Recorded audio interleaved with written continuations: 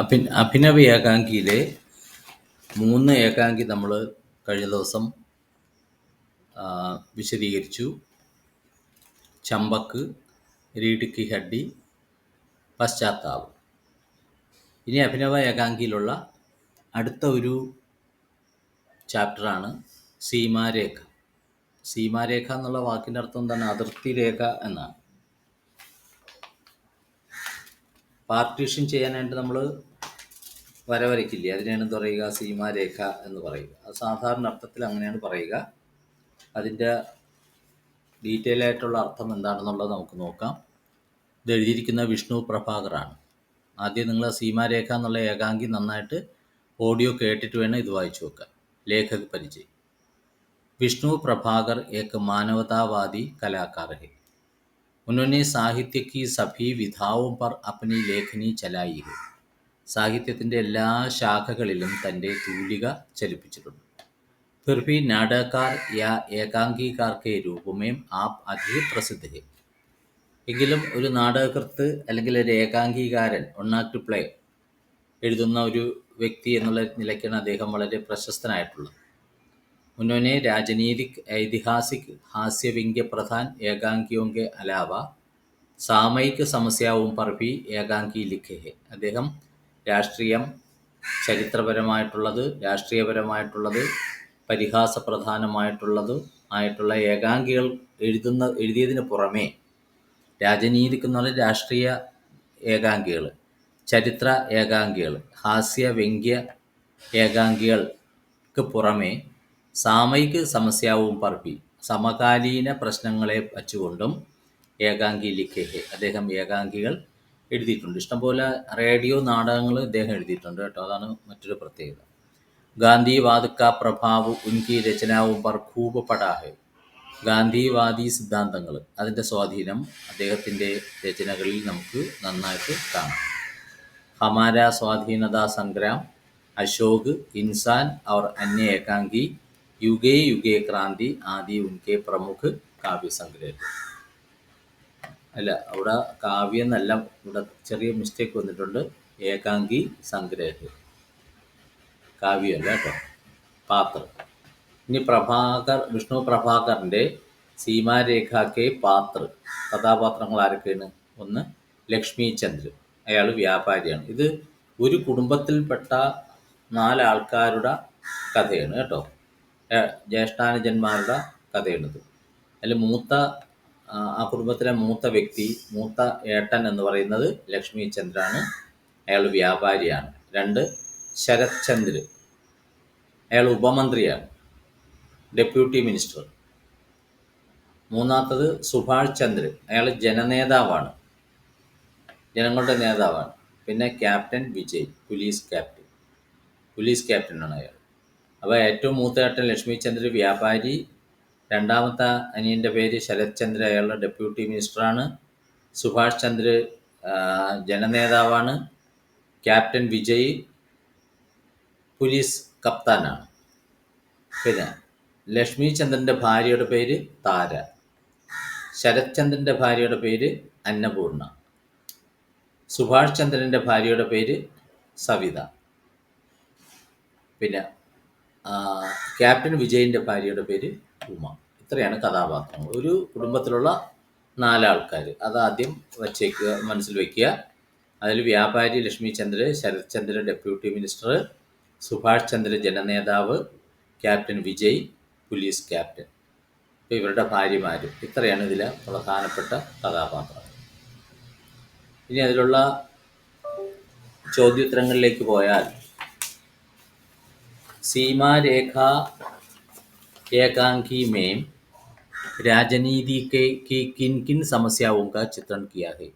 സീമാരേഖ എന്നുള്ള ഏകാംഗിയിൽ രാഷ്ട്രീയത്തിൻ്റെ ഏതെല്ലാം പ്രശ്നങ്ങളെ പറ്റിയാണ് പറഞ്ഞിരിക്കുന്നത്. ഇതൊരു രാഷ്ട്രീയ ഏകാംഗിയാണ് കേട്ടോ, രാഷ്ട്രീയവുമായിട്ട് ബന്ധപ്പെട്ടതാണ്. സീമാരേഖ ഏകാംഗി ദ്വാര विष्णु प्रभाकर ने राजनीति से संबंधित अनेक समस्याओं का चित्रण किया है. സീമാരേഖ ഏകാംഗി മുഖേന വിഷ്ണു പ്രഭാകർ രാഷ്ട്രീയവുമായി ബന്ധപ്പെട്ട അനേകം പ്രശ്നങ്ങളെപ്പറ്റി ചിത്രീകരിച്ചിരിക്കുന്നു. ജനതന്ത്രമേ ശാസൻ ജനതാ കി ബനായി ഹുയി ഹെ. ഒരു ജനാധിപത്യത്തിൽ ഭരണം ജനങ്ങളാണ് നിർമ്മിച്ചിരിക്കുന്നത്. ഡെമോക്രസിയുടെ ഡെഫിനിഷനൊക്കെ നിങ്ങൾക്കറിയാം അല്ലേ?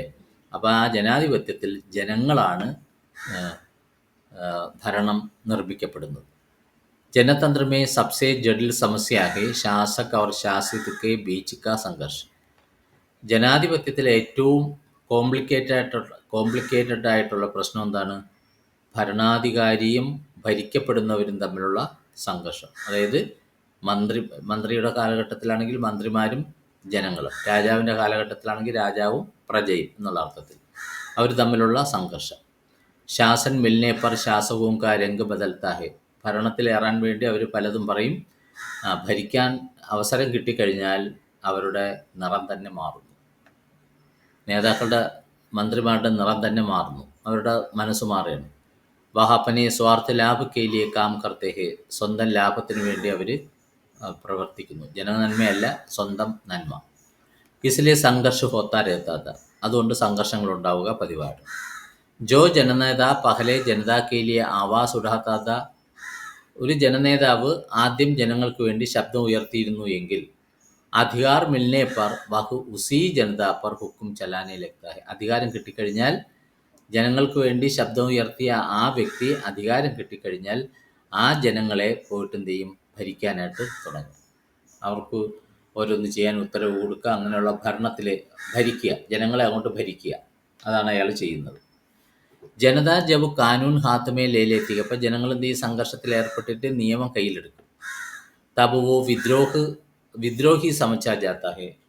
അപ്പോൾ അയാളെ തിരഞ്ഞെടുത്ത ജനങ്ങൾ എന്ത് ചെയ്യുന്നു? സമരം നടത്തി നിയമം കയ്യിലെടുക്കുന്ന സമയത്ത് അവർ അതിനെ പ്രക്ഷോഭമായിട്ട് കണക്കാക്കുന്നു. മന്ത്രിയോടും രാജ്യത്തോടുമുള്ള പ്രക്ഷോഭമായിട്ട്, ദ്രോഹമായിട്ട് കണക്കാക്കും. ഉസേ ദബാനെ കെ ലിയെ സർക്കാർ പോലീസ് കോ ആദേശ് ദേത്തി ഹെ. അതിനെ അടിച്ചമർത്താനായിട്ട് സർക്കാർ പോലീസിന് നിർദ്ദേശം കൊടുക്കുന്നു. ലേക്കിൻ ജനത ഇസേ പസന്ത് നഹീം കർത്തി. തങ്ങളുടെ നേതാവ് തങ്ങൾക്ക് നേരെ പോലീസിനെ വിട്ട് മർദ്ദനം അഴിച്ചുവിടുന്നോ എന്ന് വിചാരിച്ചുകൊണ്ട് ജനങ്ങൾക്ക് അതിനൊട്ടും തന്നെ ഇഷ്ടമില്ല. സമാജ് കാ ധനി വർഗ് സർക്കാർ കെ പക്ഷമേ ബോൾത്താ ഹെ. സമൂഹത്തിലെ പണക്കാരായിട്ടുള്ള ആൾക്കാർ എന്ത് ചെയ്യും? സർക്കാരിൻ്റെ പക്ഷത്ത് നിന്ന് സംസാരിക്കും. ക്യോങ്കി ഉൻകി സ്വാർത്ഥ പൂർത്തി കെ ലിയെ സർക്കാർ കി ജരൂരത്ത് ഹോത്തി ഹെ. കാരണം അവരുടെ സ്വാർത്ഥത നേടിയെടുക്കണമെന്നുണ്ടെങ്കിൽ സർക്കാരിൻ്റെ ആവശ്യമുണ്ട്. സർക്കാരിനോട് എപ്പോഴും ഒട്ടി നിൽക്കുന്നത് ആരാണ്? പണക്കാരായിരിക്കും. കാരണം അവരുടെ പല കാര്യങ്ങളും സാധിക്കണമെന്നുണ്ടെങ്കിൽ സർക്കാരിനെ കൂട്ടുപിടിച്ചാലേ പറ്റുള്ളൂ. ശാസക് और राजनीति की समस्याओं का हल करने के बदले उन्हें और जटिल बनाते हैं. ഭരണാധികാരികളും രാഷ്ട്രീയക്കാരും പ്രശ്നങ്ങളെ പരിഹരിക്കുന്നതിന് പകരം ആ പ്രശ്നങ്ങളെ ഒന്നും കൂടി കോംപ്ലിക്കേറ്റഡ് ആക്കുകയാണ് ചെയ്യുന്നത്. നമുക്ക് ഇന്നത്തെ സാഹചര്യം വെച്ച് നിങ്ങൾ ഒന്ന് വിലയിരുത്തി നോക്കൂ. ഇതാണെന്ന് സംഭവിച്ചുകൊണ്ടിരിക്കുന്നത്. ജനങ്ങളുടെ പ്രശ്നം പരിഹരിക്കുകയല്ല, അതിനെ ഒന്നുകൂടി വഷളാക്കുകയാണ് ചെയ്യുന്നത്. സർക്കാർ ഓർ ജനതാ കെ ബീച്ച്, ഇപ്പുറത്താ വള്ളി കേട്ടോ, ബീച്ച് കാ ഫാസല എന്ന് പറഞ്ഞാൽ അകൽച്ച, ഡിസ്റ്റൻസ്. സർക്കാർ ഓർ ജനതാ കെ ബീച്ച് കാ ഫാസല, സർക്കാരും ജനങ്ങളും തമ്മിലുള്ള അകൽച്ച. ഉന്മേം അസന്തുലൻ ഓർ അസന്തുഷ്ടി ബനായി രഖ്തി ഹെ. ജനങ്ങളിൽ ഇൻബാലൻസ്, ജനങ്ങളുടെ ബാലൻസ് തെറ്റുകയും പിന്നെ ജനങ്ങളുടെ മനസ്സിൽ അതൃപ്തി ഉടലെടുക്കുകയും ചെയ്യുന്നു. ജബ് ചോട്ടി സി ബാത്ത് പർ വിസ്ഫോടക പരിസ്ഥിതി ഉത്പന്ന ഹോത്തി ഹെ. ചെറിയ കാര്യത്തിന് സ്ഫോടനാത്മകമായിട്ടുള്ള ചുറ്റുപാട് ഉടലെടുക്കുന്നു. തോ ജനത ഓർ സർക്കാർ ദോനോ കി ക്ഷതി ഹോത്തി ഹെ. വിസ്ഫോടനമായിട്ടുള്ള പ്രശ്നങ്ങൾ നടക്കുമ്പോഴത്തേക്ക് അത് ജനങ്ങൾക്കും സർക്കാരിനും നാശമുണ്ടാകുന്നു. Is പ്രകാർ Ki Cooch സമസ്യാവോ Ki or ഏകാംഗീകാർ ने പാഠകോं का ध्यान ആകൃഷ്ട കിയാ ഹെ. ഇത്തരത്തിലുള്ള ചില പ്രശ്നങ്ങളിലേക്കാണ് ഏകാംഗീകാരൻ വായനക്കാരുടെ ശ്രദ്ധയെ തിരിച്ചുവിടുന്നത്. ഇതിലേക്ക് ശ്രദ്ധ തിരിക്കാനാണ് ലേഖകൻ ശ്രമിച്ചിരിക്കുന്നത്. ഇനി സീമാരേഖ ഏകാംഗിക്ക് നാം കി സാർത്ഥകത. ഈ സീമാരേഖ, അതിർത്തി രേഖ എന്നുള്ള ഈ പേര് ഈ ഏകാംഗിക്ക് എത്രത്തോളം അർത്ഥവത്താണ് എന്നാണ്.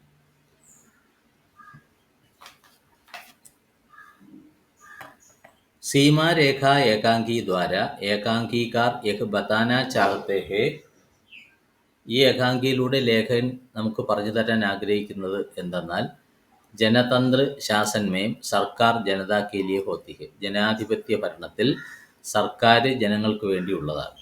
ജനാധിപത്യ രാജ്യത്തിൽ സർക്കാർ ആർക്ക് വേണ്ടിയുള്ളതാ? ജനങ്ങൾക്ക് വേണ്ടിയുള്ളതാണ്. കാരണം ജനതാ ദ്വാര ബനായി ഗയി ഹോത്തി ഹെ. കാരണം ഭരണം ഉണ്ടാക്കിയെടുത്തത് ആരാണ്? ജനങ്ങളാൽ ഉണ്ടാക്കിയെടുത്തതാണ്. ജനങ്ങളാണ് ഭരിക്കാനായിട്ട് അവസരം കൊടുത്തേക്കുന്നത്.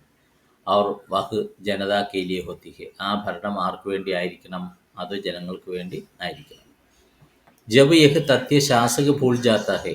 ഈ വസ്തുത ഭരണാധികാരി മറക്കുമ്പോൾ അവർ വഹാം പർ സമസ്യായും ശുരു ഹോത്തി ഹെ. അവിടേക്ക് എന്ത് ചെയ്യുന്നു? പ്രശ്നങ്ങൾ ഉടലെടുക്കുന്നു. Is ഏകാംഗിമേ IC സമസ്യാവുക ചിത്രണത്. ഈ ഏകാംഗിയിൽ അത്തരത്തിലുള്ള ചില പ്രശ്നങ്ങളെ പറ്റിയാണ് ചിത്രീകരിച്ചിരിക്കുന്നത്. ഷഹർമേം ദംഗാ ഹോത്താ ഹെ. ഈ ഏകാംഗിയിൽ ഒരു ടൗണിൽ ഒരു ലഹള നടക്കുകയാണ്. ദംഗ എന്ന് പറഞ്ഞാൽ ലഹള നടക്കുകയാണ്. പോലീസ് ഗോലി ചലാത്തി ഹെ. അവിടെ ഗംഭീരമായിട്ടുള്ള സമരം നടക്കുന്നു. പോലീസ് ഒന്ന് വെടിവെക്കുന്നു. ഏക് നിരീഹ ബാലകി ഗോളി കാ ശികാർ ബൻ ജാത്താ ഹെ. ഒരു നിഷ്കളങ്കനായിട്ടുള്ള ബാലന് വെടിയുണ്ട ഏൽക്കേണ്ടതായിട്ട് വരും. ഫിർ ദംഗ ഔർ തീവ്ര ഹോത്താ ഹെ. അപ്പോൾ ഈ പയ്യന് വെടിയുണ്ട ഏറ്റപ്പോഴത്തേക്കോ ആ ലഹള ഒന്നും കൂടി തീവ്രമാവുകയാണ് ചെയ്യുന്നത്. ഭീടുമേയും കുച്ചൽ ഗയി. അപ്പോൾ ജനക്കൂട്ടം അങ്ങോട്ടും ഇരച്ചു കയറി പോകുന്ന സമയത്ത് ചില ആൾക്കാരൊക്കെ അതിൻ്റെ ഇടയിൽ പെട്ടു, ചവിട്ടി മെതിക്കപ്പെട്ടു. കൂട്ടമായിട്ട് ആൾക്കാർ ഇങ്ങനെ പോവുകയാണ്. അപ്പോൾ അതിൽ 1-2 ആൾക്കാർ അടിതെറ്റി തറയിൽ വീണാൽ അവരെ എല്ലാവരും കൂടെ എന്ത് ചെയ്യും? ചവിട്ടി മെതിക്കും. ഇസ് കാരൻ ഏക് ഹി ഘർ കെ 3 വ്യക്തിയും കി മൃത്യു ഹുയി. ഈ കാരണത്താൽ ഒരു വീട്ടിലെ തന്നെ 3 വ്യക്തികൾക്ക് അവിടെ മരണം സംഭവിച്ചു. ശാസക് और जनता के बीच का संघर्ष ही इसका कारण बना. ഭരണാധികാരികളും ജനങ്ങളും തമ്മിലുള്ള സംഘർഷമാണ് ഇതിന് കാരണമായിട്ട് മാറിയത്. സർക്കാർ और जनता के बीच की सीमा रेखा ही उनके बीच ऐसे संघर्ष बनाए रखती है. സർക്കാരും ജനങ്ങളും തമ്മിലുള്ള അവർക്കിടയിലുള്ള ഒരു അതിർത്തി രേഖ തന്നെയാണ് അവർക്കിടയിൽ ഇത്തരത്തിലുള്ള സംഘർഷത്തെ ഉണ്ടാക്കുന്നത്. ഐസെ സീമാരേഖ കോ ഹട്ടാനെ പർ. ഇത്തരത്തിലുള്ള അതിർത്തി രേഖ മാറ്റിക്കഴിഞ്ഞാൽ, അതായത് ജനങ്ങളും സർക്കാരും തമ്മിൽ ഒന്നാണ്, രണ്ടാക്കി നിർത്തുന്നത് ഒരു വിഭജന രേഖയാണ്. അതങ്ങോട്ട് മാറിക്കഴിഞ്ഞാൽ ദേശമേ ഏകത കായം കർ സക്തേ ഹെ. രാജ്യത്ത് ഐക്യം നിലനിർത്താൻ പറ്റും. ഈ തഥ്യ പർ പ്രകാശ് ഡാൽന ഏകാംഗികാർക്ക് ഉദ്ദേശിക്കുക. ഈ ഒരു വസ്തുത വിശകലനം ചെയ്യുക എന്നുള്ളതാണ് ഈ നാടകത്തിൻ്റെ ഉദ്ദേശം. അതഹ യഹ് ശീർഷക് സീമാരേഖ സാർത്ഥക് ഹെ और ഇസ് ഏകാംഗി കെ ലിയെ ഉചിത് ഹെ. അതുകൊണ്ട് ഈ ഹെഡിങ്, സീമാരേഖ എന്ന് പറയുന്ന ഹെഡിങ് ഈ നാടകത്തിന് അർത്ഥവത്തായിട്ടുള്ള ഹെഡിങ്ങാണ്. ഇത് വളരെ ഉചിതമായിട്ടുള്ള ഹെഡിങ് തന്നെയാണ്. അപ്പോൾ ഇതിൽ 2 ചോദ്യം നമുക്ക് എഴുതാം. ഈ ഏകാംഗിയുടെ ഉദ്ദേശം എന്താണെന്ന് ചോദിച്ചാൽ ഇതുവരെ എഴുതുക. ഹെഡിങ് എന്തുമാത്രം യോജിച്ചിരിക്കുന്നു എന്ന് ചോദിച്ചാൽ ഈ ഒരു വരിയും കൂടെ എഴുതി വെച്ചാൽ മതി കേട്ടോ. അടുത്തത്, जनतंत्र में सरकार और जनता के बीच कोई सीमा रेखा नहीं होती. അതായത് ജനാധിപത്യത്തിൽ സർക്കാരും ജനങ്ങൾക്കുമിടയിൽ ഒരു വിഭജന രേഖ ഉണ്ടാവാൻ പാടില്ല. ഇത് വ്യക്തമാക്കുക എന്നാണ്. അല്ലെങ്കിൽ സീമാരേഖ ഏകാംഗിക സന്ദേശിക്കാഹെ. സന്ദേശം എന്ന് പറഞ്ഞാൽ ഉദ്ദേശം രണ്ടും ഏകദേശം ഒരേ അർത്ഥം തന്നെയാണ് കേട്ടോ. ഏത് ചോദിച്ചാൽ ഇതങ്ങ് എഴുതാം. विष्णु प्रभाकर जी सीमा रेखा एकांकी में वर्तमान राजनीति की कुछ समस्याओं पर प्रकाश डालते हैं. ഈ ഏകാംഗിയിൽ വിഷ്ണു പ്രഭാകർ ഇന്നത്തെ അവസ്ഥയെപ്പറ്റി, ഇന്നത്തെ പ്രശ്നങ്ങളെപ്പറ്റി, രാഷ്ട്രീയത്തിൽ ഇന്ന് കാണുന്ന പ്രശ്നങ്ങളെപ്പറ്റിയാണ് വിശകലനം ചെയ്തിരിക്കുന്നത്. സർക്കാർ और जनता के बीच की सीमा रेखा के कारण असंतुलन और അസന്തുഷ്ടി पैदा होती है. സർക്കാരും ജനങ്ങൾക്കും ഇടയിലുള്ള ആ സീമാരേഖ കൊണ്ട് ജനങ്ങൾക്ക് അവരുടെ ബാലൻസ്, അവരുടെ മനോനില തെറ്റുകയും അവരുടെ മനസ്സിൽ ഒരു അസന്തുഷ്ടി ഉണ്ടാവുകയും ചെയ്യുന്നു. ജനതാ വിദ്രോഹ കർത്തി ഹെ. അപ്പം വിചാരിച്ച തരത്തിലുള്ള ഭരണമല്ല, ജനങ്ങൾക്ക് വേണ്ടിയുള്ള ഭരണമല്ല നേതാക്കന്മാർ നടത്തുന്നത് എന്നറിയുമ്പോൾ ജനങ്ങൾ സ്വാഭാവികമായിട്ട് എന്ത് ചെയ്യും? വിദ്രോഹം നടത്തും, പ്രക്ഷോഭം നടത്തും. പോലീസ് ഗോലി ചലാത്തി ഹെ, പോലീസ് വെടിവെക്കുന്നു. സർക്കാർ ഉസ്കാ സമർത്ഥൻ കർത്തി, ഗവൺമെൻറ് അതിനെ സപ്പോർട്ട് ചെയ്യുന്നു. അമീർ വർക്ക് സർക്കാർ കാ സാത്ത് ദേത്താ ഹെ, പണക്കാരൊക്കെ എന്ത് ചെയ്യുന്നു? ഗവൺമെൻറ്റിൻ്റെ വശത്ത് നിൽക്കുന്ന ആൾക്കാരാണ്. അനേക ലോകവും കി മൃത്യു ഹോത്തി ഹെ, സംഘർഷത്തിൽപ്പെട്ട് ഒരുപാട് ആൾക്കാർ മരിക്കും. അഗർ ദേശിക്ക കോയി നാഗരിക മർജാത്ത ഹേത്തോ, ഒരു രാജ്യത്തിലെ ഏതെങ്കിലും ഒരു പൗരൻ മരിക്കുകയാണെങ്കിൽ വഹ് ദേശിക്ക് ക്ഷതി ബൻജാത്ത ഹെ, അത് രാജ്യത്തിൻ്റെ ക്ഷതി തന്നെയാണ്, രാജ്യത്തിൻ്റെ നഷ്ടം തന്നെയാണ്. ക്യോങ്കി യഹ് ദേശിക്ക് ഹി സമ്പത്തി ഹെ, കാരണം ജനം എന്ന് പറയുന്നത് രാജ്യത്തിൻ്റെ സമ്പത്താണ്. അതഹ സർക്കാർ അവർ ജനതാക്കെ ബീച്ച് കോയി വിഭാജക രേഖ നഹി ഹോനി ചാഹി, അതുകൊണ്ട് സർക്കാരും ജനങ്ങൾക്കിടയിലും തമ്മിലൊരു വിഭജന രേഖ ഉണ്ടാവാൻ പാടില്ല. സമാജ് മേം ശാന്തി और ഏകത കായം രഖ്നെ കെ ലിയെ, സമൂഹത്തിൽ ശാന്തിയും സമാധാനവും ഐക്യവും ഒക്കെ നിലനിർത്താൻ വേണ്ടി രാജനൈതിക് മുട്ടാവുക്കും മൻ മുട്ടാവുക്കോ ദുർക്കം, രാഷ്ട്രീയ വൈമനസ്യത്തെ, രാഷ്ട്രീയമായിട്ടുള്ള വൈമനസ്യം ഉണ്ടല്ലോ, അകൽച്ച, അതിനെ ദൂരീകരിച്ചുകൊണ്ട് പരസ്പർ വിശ്വാസക്കെ സാത്ത് ആകെ പഠിനാ ചാഹിയെ, പരസ്പരം എല്ലാ ആൾക്കാരും വിശ്വാസത്തോടുകൂടി വിശ്വാസത്തിലെടുത്തുകൊണ്ട് മുന്നോട്ട് പോകണം. യഹി സന്ദേശ് ഇസ് ഏകാംഗി കെ മാധ്യം സെ ദിയാ ഗയാ ഹെ, ഈ ഒരു മെസ്സേജാണ് ഈ ഏകാംഗിയിലൂടെ ലേഖകൻ നമുക്ക് തരുന്നത്.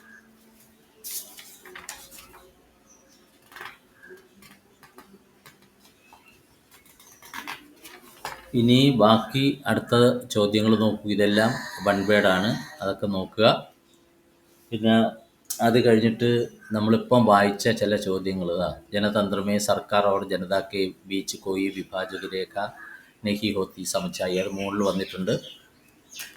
പിന്നെ സീമാരേഖ ഏകാംഗി മേ രാജനീതിക്ക് കിൻ കിൻ സമസ്യാവും കാ ചിത്രം, മുകളിലുള്ളത് 5 മാർക്കിനും ഇതൊക്കെ 2 മാർക്കിനും.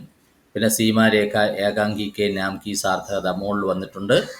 പിന്നെ അടുത്തത് സീമാരേഖ ഏകാംഗി കാ സന്ദേശ് ക്യാ ഹെ, അത് മുകളിൽ വന്നിട്ടുണ്ട്. ഇതൊക്കെ 2 മാർക്കിനുള്ള ചെറിയ ആൻസറായിട്ട് കണക്കാക്കാം. 5 മാർക്കിനുള്ളതാണെങ്കിൽ മുകളിൽ പറഞ്ഞത് എഴുതിയാൽ മതി. ഇനി ഇതിലുള്ള കഥാപാത്രങ്ങൾ നോക്കാം. ലക്ഷ്മി ചന്ദ്രിക ചരിത്ര ചിത്രം, ലക്ഷ്മി ചന്ദ്രൻ്റെ ക്യാരക്ടർ.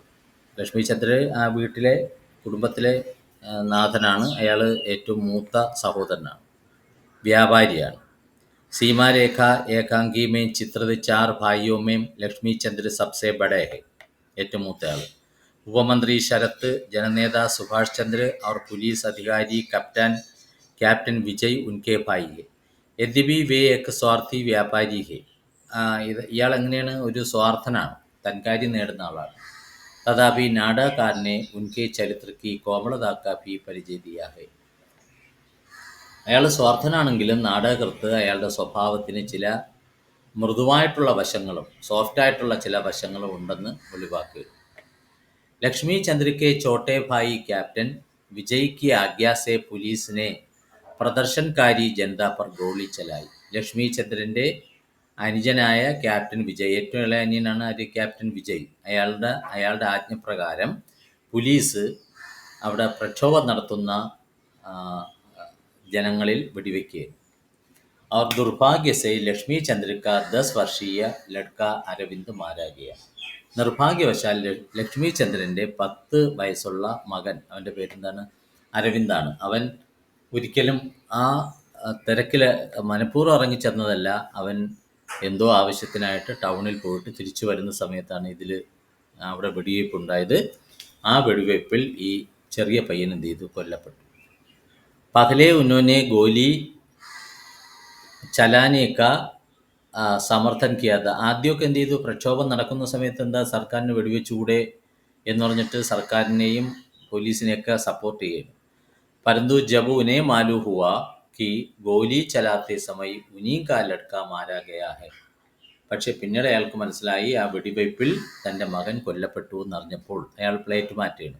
തബ് ഉൻകാ സാര ആക്രോശ് പുലീസ് അവർ ശാസകോ പർ ഉമടുപട, അപ്പോൾ അയാളുടെ മൊത്തം ദേഷ്യവും പോലീസിനോടും ഭരണാധികാരികളുടെ മേലും പതിഞ്ഞു എന്നാണ്. അയാൾ പോലീസുകാരെയും ഭരണാധികാരികളൊക്കെ അവരോട് ദേഷ്യപ്പെടാനായിട്ട് തുടങ്ങി.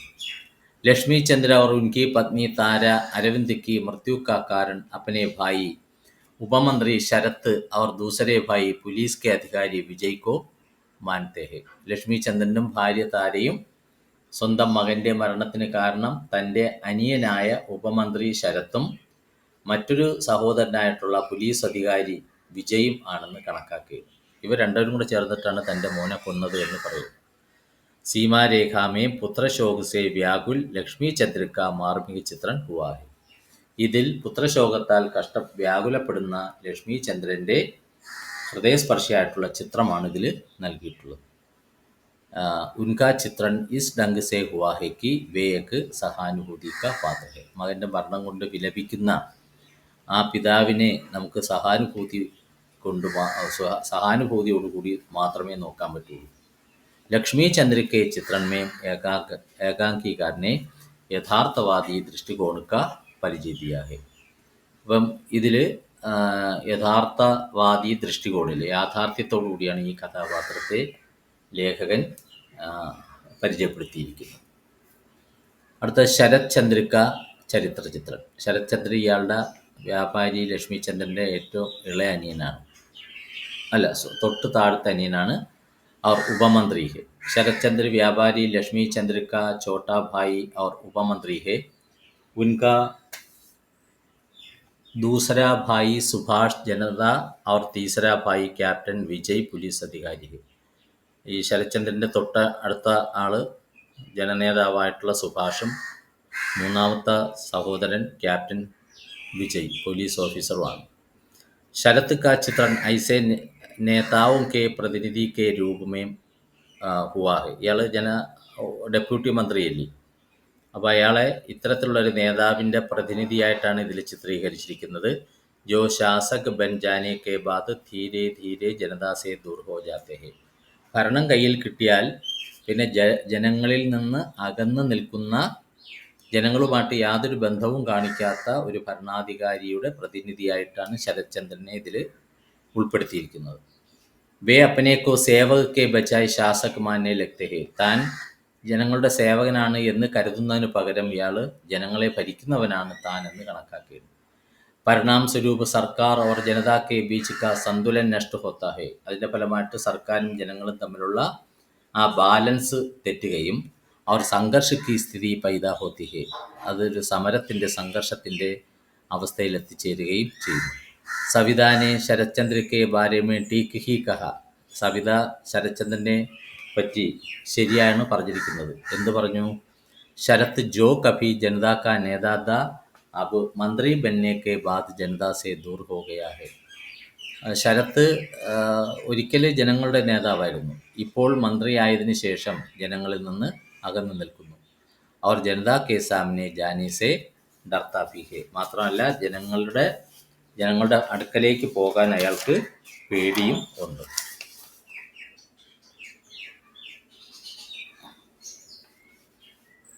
അപ്പം ഈ സവിതാരാണ് സുഭാഷ് ചന്ദ്ര എന്നുള്ള ജനനേതാവിൻ്റെ ഭാര്യയാണിത് പറഞ്ഞിരിക്കുന്നത്. ആദ്യം അയാൾക്ക് ജനങ്ങളോട് ചേർന്ന് നിൽക്കാൻ പറ്റി, നേതാവായിരുന്നു. പക്ഷേ മന്ത്രി ആയതിനു ശേഷം ജനങ്ങളിൽ നിന്ന് മാറി നിൽക്കുകയും ജനങ്ങളെ കണ്ട് ഭയപ്പെടുകയും ചെയ്തു. പല മന്ത്രിമാരും അങ്ങനെയാണ് അല്ല. അതുകൊണ്ടാണ് പോലീസ് എസ്കോർട്ടുമായിട്ടൊക്കെ പോകുന്ന ഒരുപാട് ആൾക്കാർ.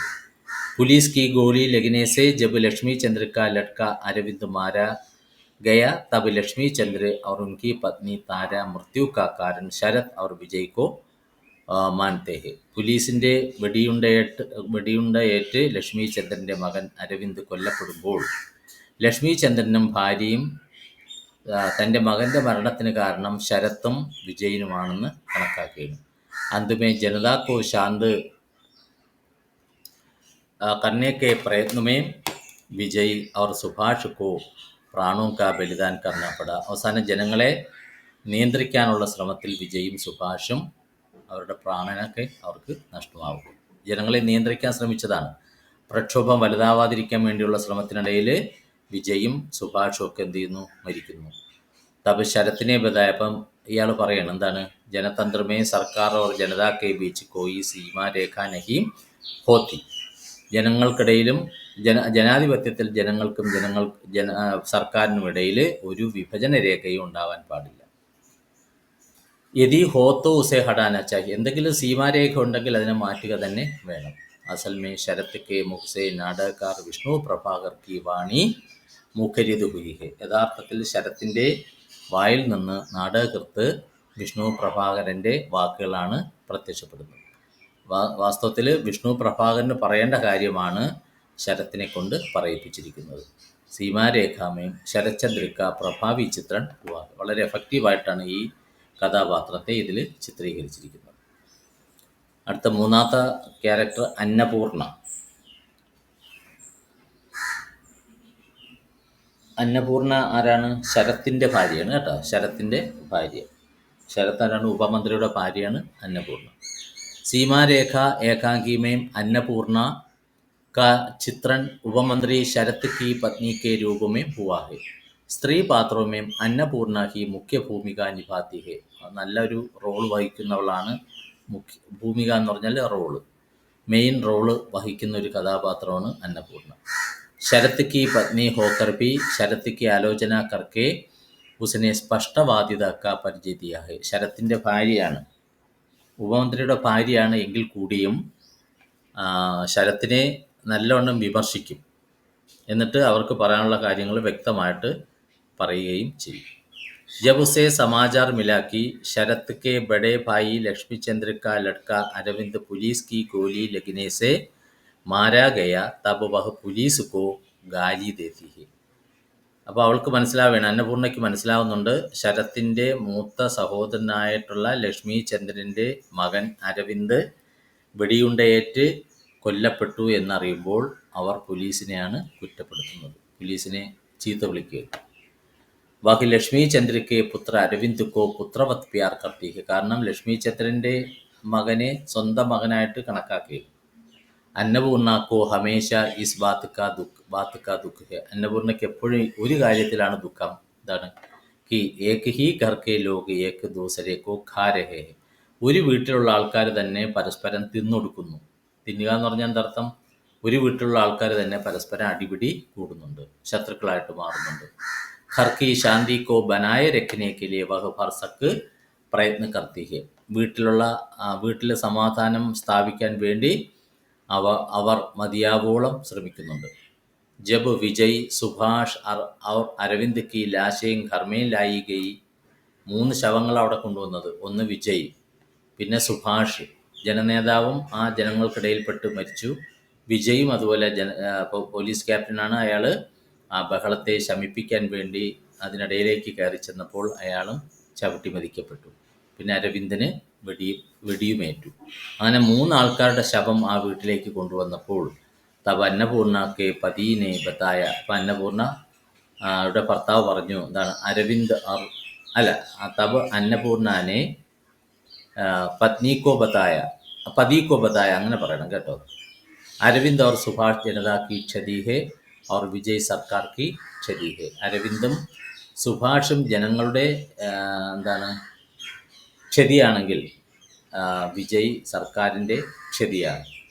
തബുനെ രോക്തി ഹുയി അന്നപൂർണ കഹത്തി ഹെ, അല്ല ഇവിടെ എന്താണ്, ആ സമയത്ത് അന്നപൂർണയുടെ ഭർത്താവ് പറയാണ്, അരവിന്ദനും സുഭാഷും ജനങ്ങളുടെ ക്ഷതിയാണെങ്കിൽ, ജനങ്ങൾക്ക് ആണ് ഇവർ കുറവെങ്കിൽ, ജനങ്ങൾക്കാണ് ഇവർ കുറവ് വന്നതെങ്കിൽ വിജയ് സർക്കാരിന് ക്ഷതിയാണെന്ന് പറഞ്ഞു. തബുനെ രോക്തി ഹുയി അന്നപൂർണ കഹത്തി ഹെ കി തും കൈസെ പാഗലോങ്കെ സമാൻ ബാത്ത് കർത്തേ ഹോ, നിങ്ങൾ ഭ്രാന്തന്മാരെ പോലെയാണല്ലോ സംസാരിക്കുന്നത്. ഭർത്താവിനെ തടഞ്ഞുകൊണ്ട് പറയുന്നു.